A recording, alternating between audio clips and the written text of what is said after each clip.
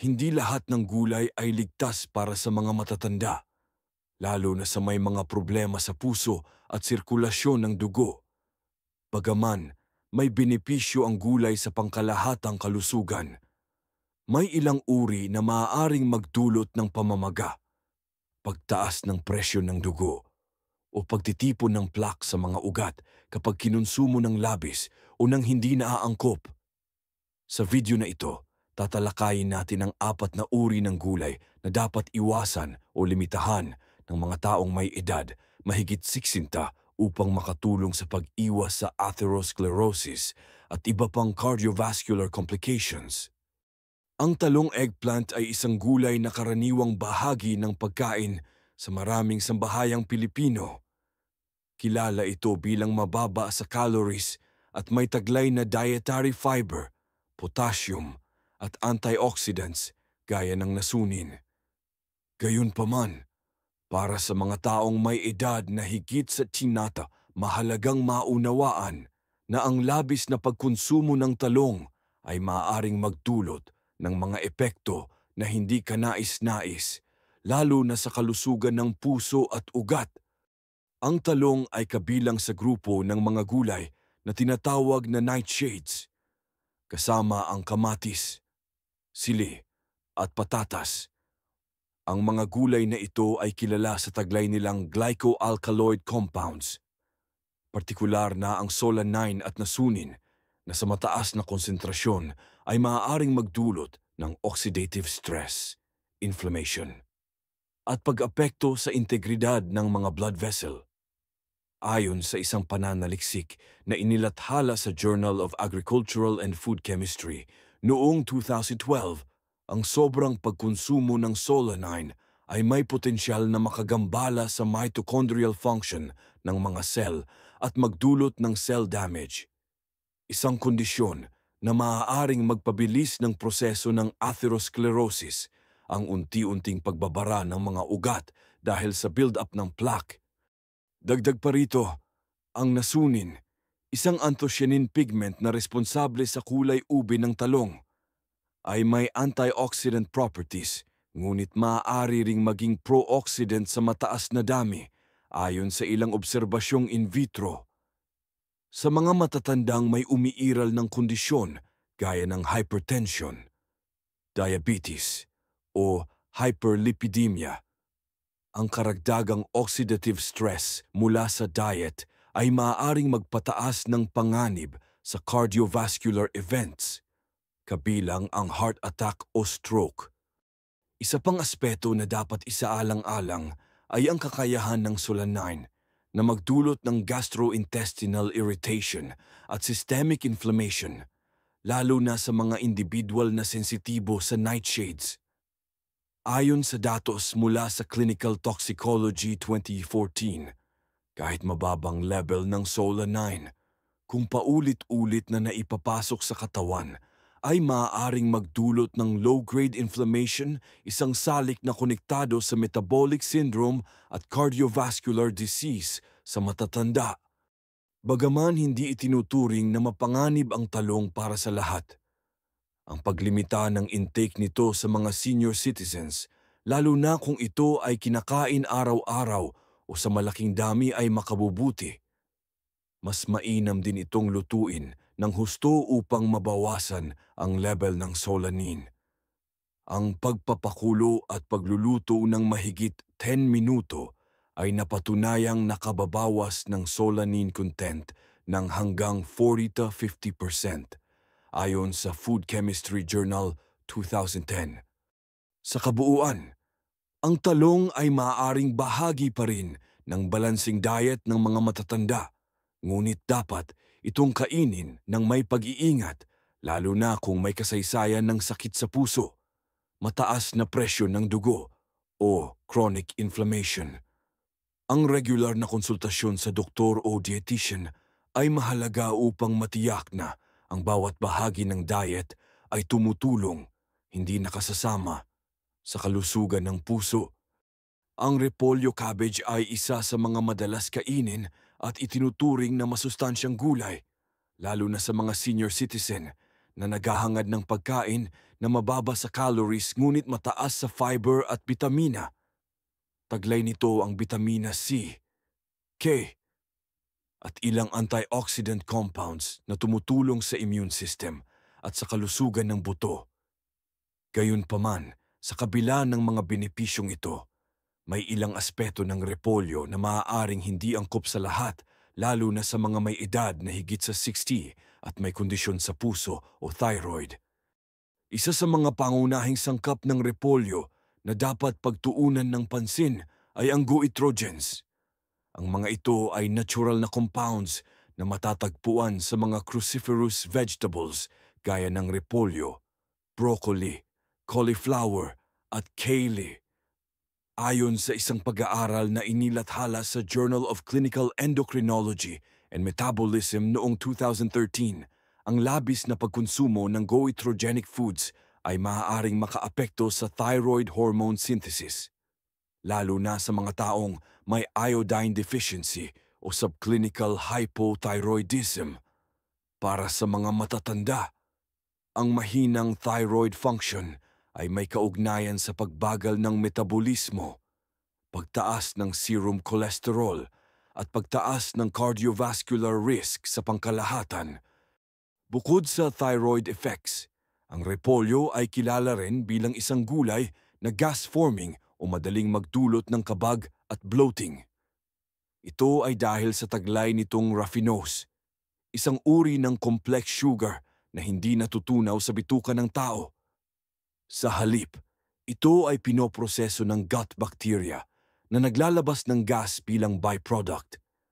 Ayon sa isang pagsusuri mula sa World Journal of Gastroenterology noong 2014, ang mga matatanda ay mas madaling makaranas ng gastrointestinal discomfort mula sa mga high-fiber o fermentable vegetables dahil sa pagbagal ng gut motility na natural na bahagi ng aging.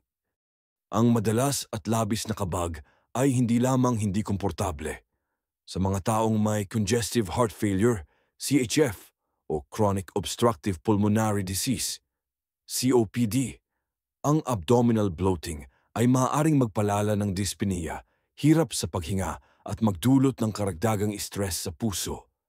May ilang kaso rin kung saan ang labis na abdominal distension ay maaaring makaapekto sa vagal tone at magdulot ng arrhythmia, lalo na sa mga sensitibong pasyente. May mga ulat din na nagpapakita ng koneksyon sa pagitan ng high cruciferous vegetable intake at altered gut microbiota, na sa ilang pagkakataon ay maaaring maging sanhi ng low-grade systemic inflammation.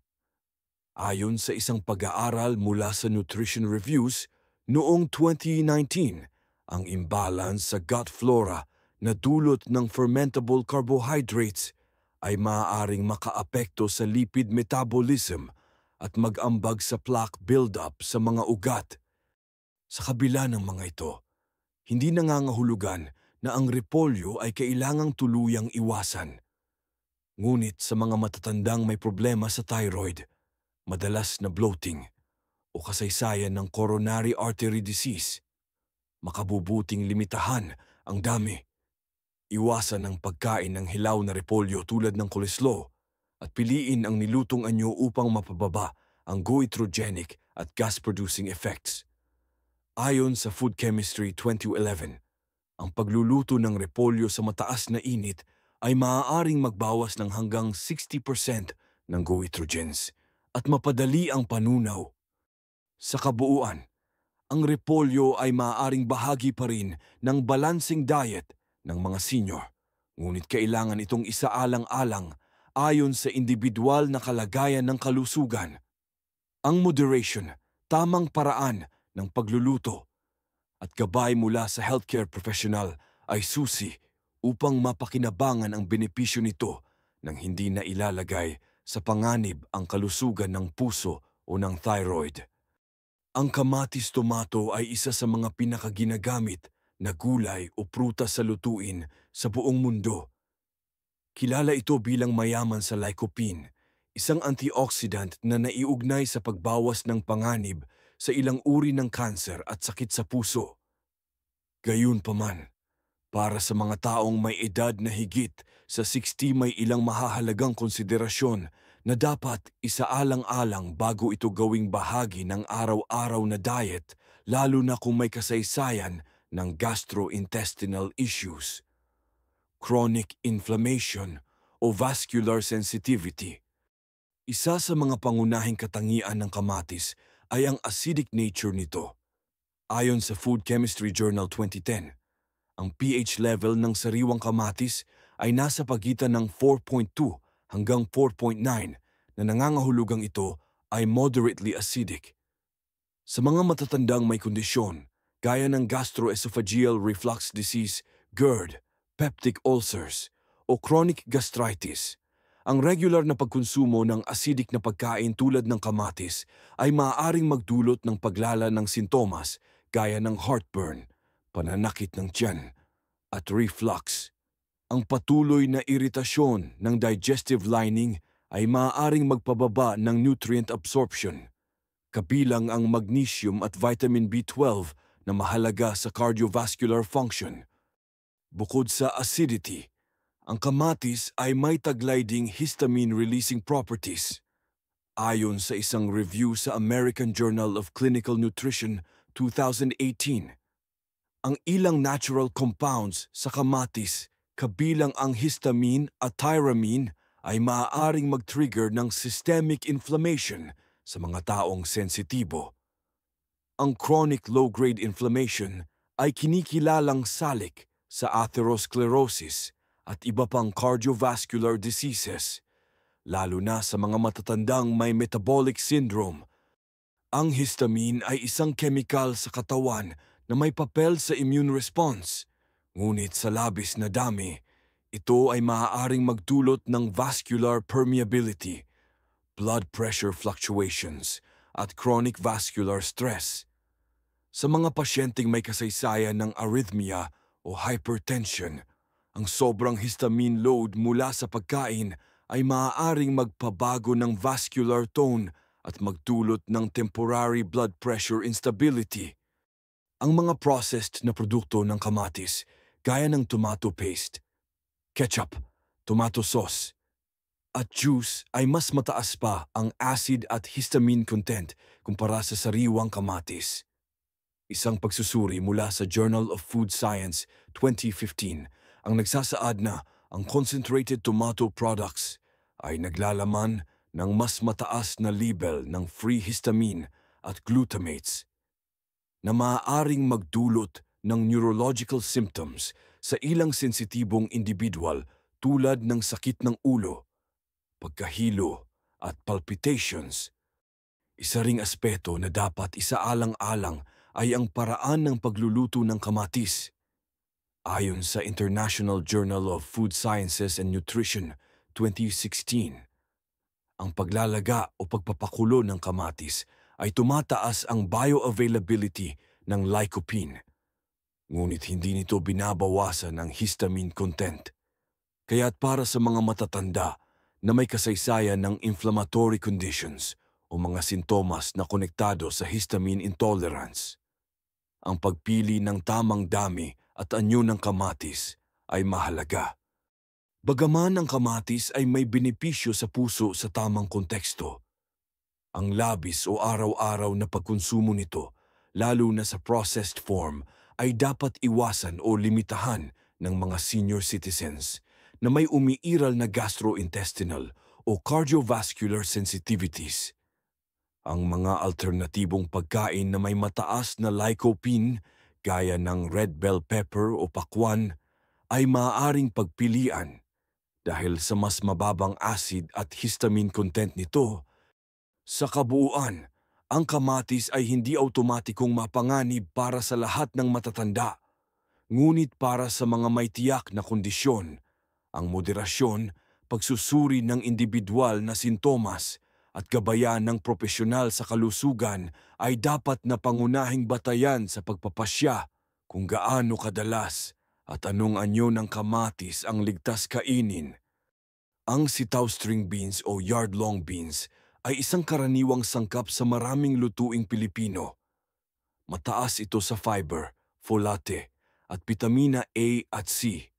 Subalit, para sa mga matatandang may edad na higit sa 60, mahalagang isaalang-alang ang ilang aspeto ng nutrisyon at kemikal na nilalaman ng sitaw na maaaring hindi kaaya-aya sa kalusugan ng puso at bituka kapag ito ay kinokonsumo sa labis o hindi maayos na luto. Ang sitaw ay kabilang sa pamilya ng legumes, nakilala sa pagkakaroon ng lectins, isang uri ng anti-nutrient na natural na taglay ng maraming butil at gulay. Ayon sa Harvard T.H. Chan School of Public Health 2020, ang lectins ay maaaring makaapekto sa lining ng bituka kapag kinain ng hilaw o undercooked at magdulot ng iritasyon sa gastrointestinal tract. Sa mga matatanda, kung saan ang mucosal integrity ng bituka ay natural ng humihina, ang tuloy-tuloy na iritasyon mula sa lectins ay maaaring magpababa ng nutrient absorption at magpalala ng mga sintomas gaya ng kabag, pagtatae, o bloating. Mas mahalaga pa, ayon sa isang pag-aaral mula sa Frontiers in Immunology 2018, ang chronically irritated intestinal lining ay maaaring magbukas ng posibilidad sa intestinal permeability o leaky gut. Ang kondisyong ito ay pinaniniwalaang nagpapahintulot sa mga endotoxins at partially digested proteins na makapasok sa bloodstream, na maaaring mag-trigger ng systemic low-grade inflammation. Ang ganitong klase ng inflammation ay kinikilalang risk factor sa atherosclerosis, isang kondisyon kung saan unti-unting bumabara ang mga ugat sa puso.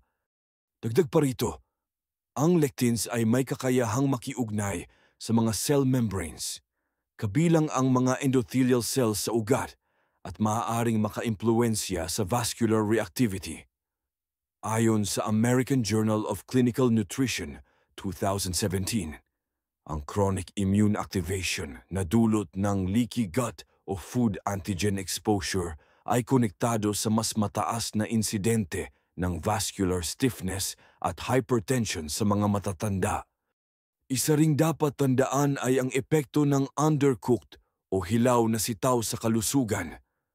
Bagaman bihirang kainin ng hilaw ang sitaw, ang pagluluto nito sa maikling panahon, gaya ng quick stir-fry o steaming ng kulang sa 5 minuto, ay maaaring hindi sapat upang masira ang mga lectins. Ayon sa Journal of Food Safety 2013, ang lectin activity ay nababawasan lamang ng malaki kapag ito ay naluluto sa mataas na init sa loob ng hindi bababa sa 10 to 15 na minuto. Bagamat ang sitaw ay isang gulay na may maraming benepisyo, hindi ito nangangahulugang ligtas sa lahat ng kondisyon. Para sa mga matatandang may kasaysayan ng autoimmune diseases, chronic inflammatory conditions, o cardiovascular disease, makabubuting limitahan ang dami at tiyaking ito ay luto ng maayos bago kainin. Maaaring ring pag-isipan ang alternatibo tulad ng steamed okra o malunggay leaves na mababa sa lectins at mayaman pa rin sa fiber at micronutrients. Sa kabuuan, ang sitaw ay hindi automatikong masama para sa puso, ngunit para sa ilang senior citizens, ang mga taglay nitong anti-nutrients ay maaaring magdulot ng pangmatagalang epekto sa panunaw, immune system at kalusugan ng ugat. Kaya't mahalagang maging maingat sa dami, paraan ng pagluluto at pagmonitor ng reaksyon ng katawan, lalo na kung may sabayang kondisyon sa puso o panunaw. Ang patnubay mula sa isang lisensyadong dietitian o doktor ay makatutulong upang mapanatili ang kaligtasan ng pagkain at kalusugan sa kabuuan. Hindi lahat ng gulay ay ligtas sa lahat ng kondisyon, lalo na para sa mga taong nasa edad 60 pataas. Bagaman may taglay na sustansya ang talong, repolyo, kamatis at sitaw, may ilang sangkap sa mga ito na maaaring magdulot ng iritasyon sa bituka, pamamaga sa katawan, at posibleng pagtaas ng panganib sa mga sakit sa puso kung hindi kinakain ng maayos o kung sobra-sobra ang dami. Sa panahong mas mahalaga ang kalusugan ng ugat at sirkulasyon, ang pag-unawa sa mga limitasyon ng bawat pagkain ay bahagi ng responsabling pangangalaga sa sarili. Mainam na piliin ang mga gulay na may mababang antas ng solanine, histamine, goitrogens, at lectins lalo na kung ikaw ay may kasaysayan ng hypertension, dyslipidemia o gastrointestinal sensitivity. Higit sa lahat, mahalagang lutuin ang mga gulay sa tamang paraan.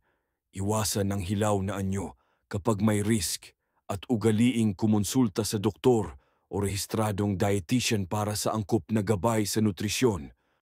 Kung nakita mong kapaki-pakinabang ang impormasyong ito, huwag kalimutang i-like ang video, mag-subscribe sa aming channel at i-share ito sa mga kapamilya o kaibigan. I-comment sa ibaba ang salitang protektado ang puso kung handa ka ng maging mas maingat sa iyong mga kinakain.